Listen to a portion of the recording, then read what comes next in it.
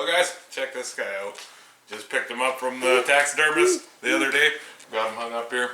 It's my 2020 archery mule deer. He's a giant. So I guess I'll tell you a little bit about him. I shot him in 2020, but actually the hunt for him started in 2019.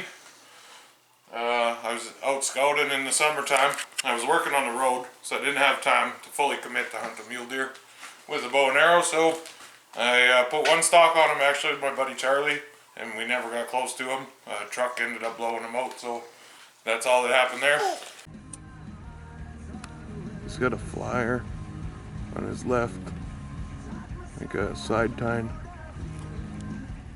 Other one's a 3x4.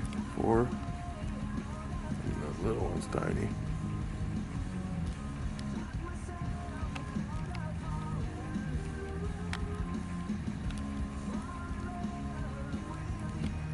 Oh, he's freaky. So split. And there's two. An extra flyer. Decent brow tines. 2020 came around, and it was crazy. He was one of the most visible mule deer I've ever seen in velvet. We've seen him from August to September 1st opener, probably 15 times.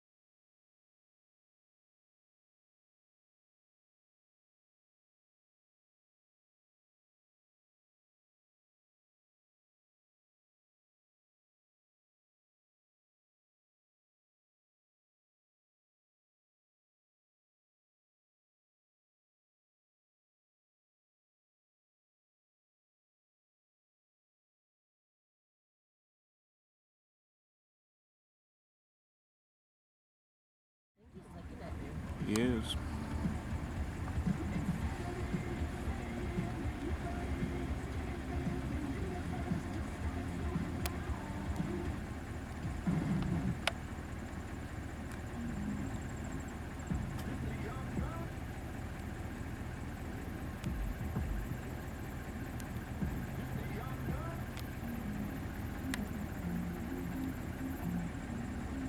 And I put two stalks on him. The first time I was by myself and never got no video of it. And I got to where he was bedded and he just disappeared. But the second time. So we started off the stalk, we stalked in, we were actually driving around, and we ended up seeing a bachelor group of bucks up in a canola field. So we started following them around a little bit, waiting for them to bed down. And one started making his way to the road, so we got in position, and he come and he bedded by a willow, and we put a stalk on him. And it ended up being the buck I call the tall narrow buck. I mean, not a very creative name, but what can I say, he's tall and narrow.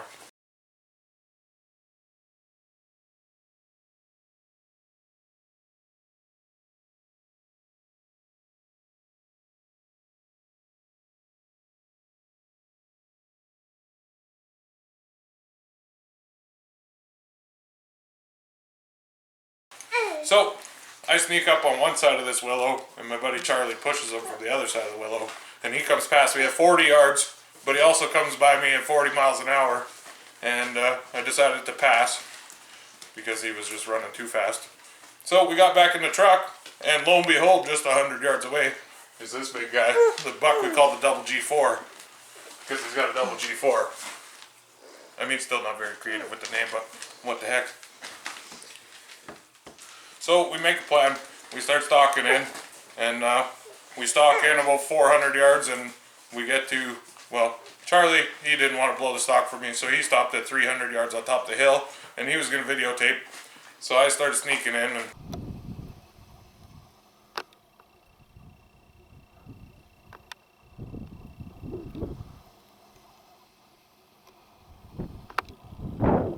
I got to about 90 yards.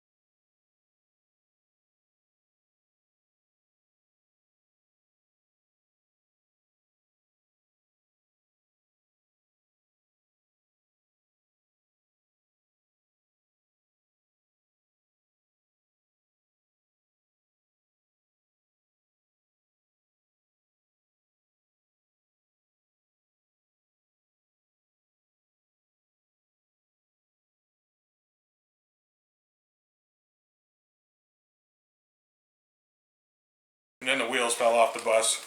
His buck, he didn't know what was going on, but he just happened to get out of his bed and he didn't want to be there anymore. So away he went. He just he ended up walking, circling around me and leaving.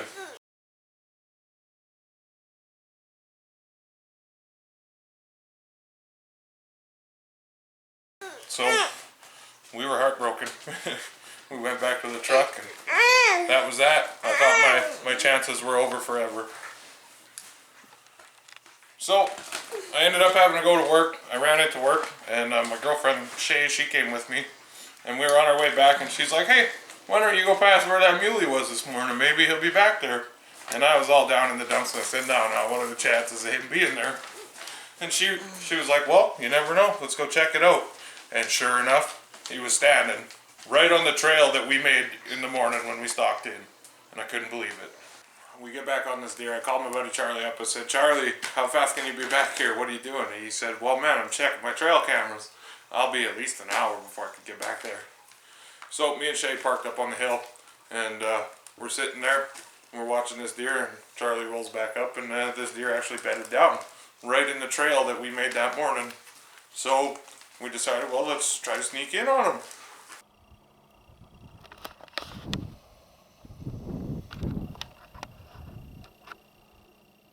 So we start sneaking in, same way we did this morning. And we're sneaking. We get to about, I'm ranging them 75 yards. I keep looking back, telling Charlie, 10 more yards, buddy. 10 more yards, we gotta get to 40. 10 more yards, 5 more yards. All of a sudden I look up and this deer's standing looking at us. So he stands up and he's looking at us and I just freeze. I put my hand up, I said, Charlie, don't move. So we're sitting there frozen and this deer's giving me the classic mule deer stare down, and I'm crapping my pants. I'm thinking we're gonna blow my chance again. Second time today we're in on this deer and we're gonna blow it. But I just sat there as still as I could, and this deer, he just starts walking. He's coming and he's turning broadside. So slowly I draw my bow back. And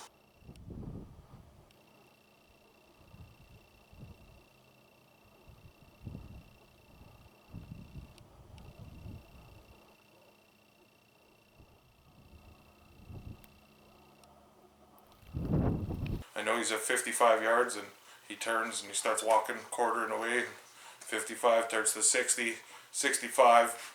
So I stand up with my bow drawn and I put my 60 high on the vitals and let her fly.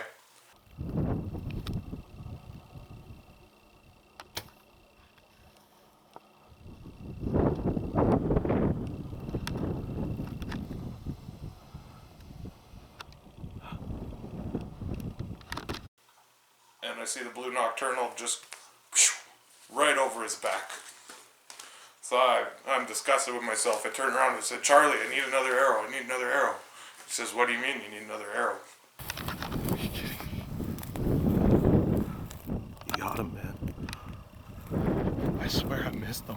I thought I seen the nocturnal on 2 feet over his back. I heard him say, "That's feet." Oh. Are you kidding me, Charlie?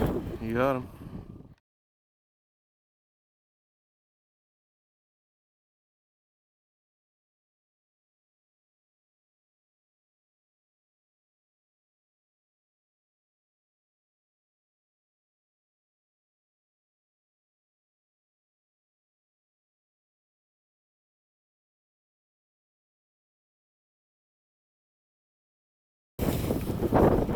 Dead, buddy. Huge.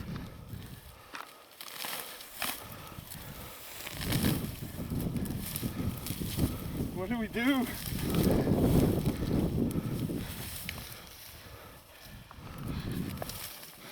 Charlie, are you kidding me? My first archery muley. Not bad. It's got a little kicker there. Nice browse. Oh my God.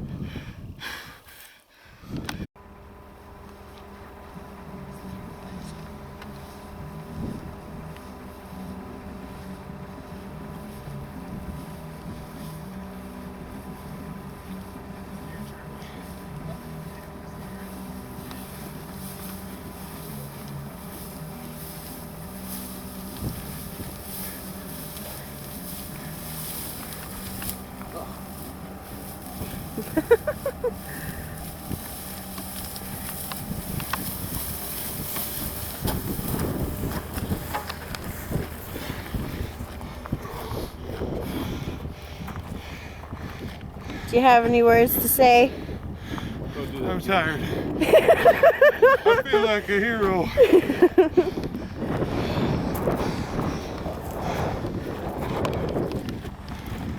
What a buck. What a day. What a hunt.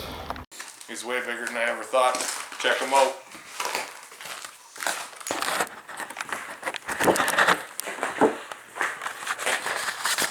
Look at this. He's a little weak on his back fork, but that big double G4, 14 inches, little drop tine, ginormous brows for a mule deer. And check out this typical side. Wow. Look how heavy that is. Can't even wrap my hands around it. It is massive, giant mule deer. He ended up scoring 206 inches. Yeah, that's the story. My first ever muley. And a huge shout out to Bulletproof Taxidermy, Jaden. He's done both my mounts here, my bear and my muley. And they both look amazing. Price is very reasonable. Great looking mounts. Thanks for watching, guys. I hope you enjoyed the story of the double G4. 2 years of history with them and a little bit of video. Enjoy.